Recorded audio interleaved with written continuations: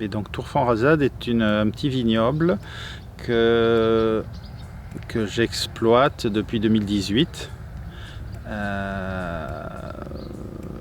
puisque c'est une propriété que je suivais en tant qu'énologue conseil. Et c'est le propriétaire, ne pouvant plus s'occuper de sa propriété, qui m'a demandé de prendre en charge son vignoble et d'essayer d'en faire quelque chose de bien. Ma passion pour le vin, je pense que je dirais que je suis un peu comme Obélix, je suis tombé dedans tout petit, puisque je suis né sur l'appellation. Après, un des événements qui a peut-être réveillé mon intérêt pour le vin, c'est que je me suis retrouvé adolescent, invité avec ma famille à un mariage. Et c'était le mariage du maître de chai du château Pétrus. Et pour le mariage, alors c'était il y a bien sûr quelques années, et pour le mariage, il y avait entre autres un château Pétrus 57 et un château Canon 61. Et je m'en souviens toujours. Ce sont mes premiers souvenirs de dégustation. La propriété en question, donc vu sa situation, c'est un petit vignoble que souvent je regardais quand je passais proche, puisqu'elle se voit depuis la route de Libourne-Bergerac. Et je me disais, c'est une petite propriété méconnue, mais qui est fort sympathique. Et il se trouve que voilà, quelques années après, on m'a proposé de la prendre en charge. Un bon vin, c'est un bon vin, c'est un vin qui apporte de l'agrément, du plaisir. Après, pour moi, en tant que professionnel, un bon vin va être un vin qui va exprimer quelque chose et qui va exprimer son terroir. Mes premières vendanges, c'était tant que j'étais étudiant, c'était 76, et donc là c'est le pire.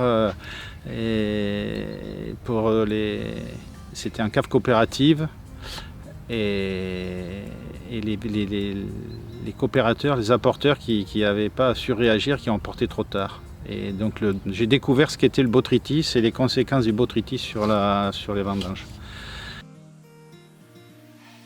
Un des souvenirs que j'aime bien, c'est 97, parce que 97, c'est la première année où j'ai suivi la météo. Et 97 était un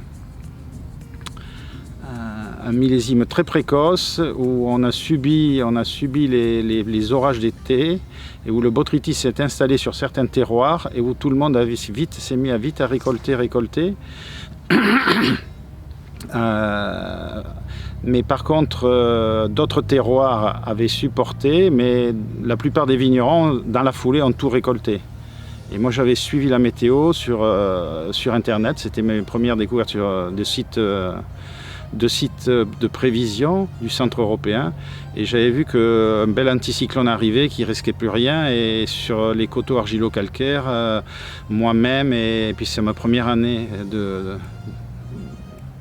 où j'ai fait un lot, où j'ai mis en bouteille, et certains de mes clients en tant que conseil, où je leur dis non, on attend, et donc tout s'est fini de mûrir, tout s'est reconcentré derrière, et on a fait des choses qui sont super sorties, très bien, alors que le millésime a été un peu décrié, bien sûr.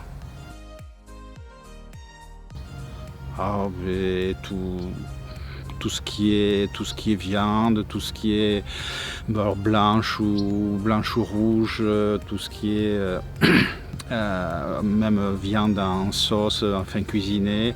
Ça peut être les fromages aussi, mais peut-être pas n'importe lesquels, pour pas des fromages trop riches, trop forts. Parce qu'un bon vin rouge avec de bons tanins, il faut pas les fromages vont un petit peu modifier, dégrader un petit peu sa qualité, quoi. Mais sinon, après, ça peut même être avec un poisson. Il suffit que le poisson soit cuisiné avec une sauce, par exemple, au vin rouge adaptée. Et donc après, ça peut être un bon vin rouge peut être consommé sur beaucoup de plats. Parce que la philosophie, donc c'est tout nouveau, je sais pas, je verrai, mais la philosophie, j'avais un peu connu, donc lu dessus, et la philosophie me semblait intéressante, motivante. Être respectueux, bien connaître ses raisins, sa production, et être respectueux de la vendange que l'on va travailler. J'aime pas trop les cadres rigides, donc j'aime pas moi-même m'imposer une loi, on va dire. Donc un cadre précis. Oui, ou alors si ma devise c'est liberté, créativité.